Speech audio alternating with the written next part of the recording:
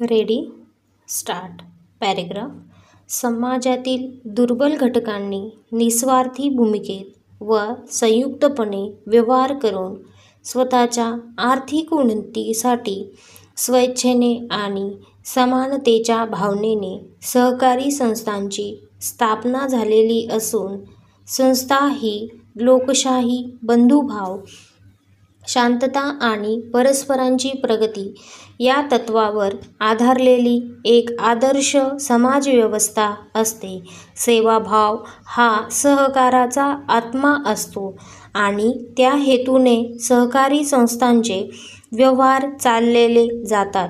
सहकार हे आर्थिक, सामाजिक आणि शैक्षणिक परिवर्तनाचे अत्यंत महत्त्वाचे साधन होय.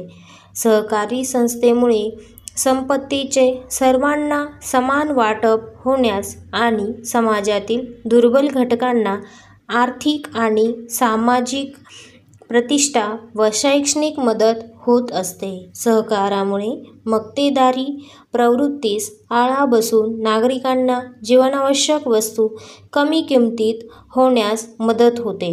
सहकारात विविध धर्म, जात, ग्रंथ आणि भिन्न जीवनावश्यक वस्तू कमी किमतीत होण्यास मदत होते.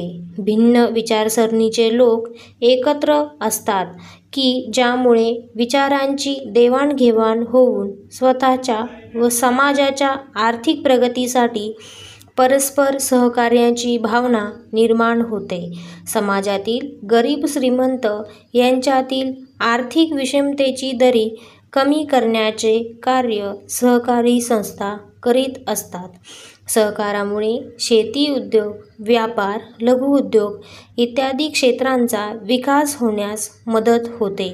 आधुनिक काळात समाजवादी समाजरचना आणि लोककल्याणकारी राज्याच्या निर्मितीच्या हेतूने सहकाराचा वापर केला जात आहे. पॅरेग्राफ.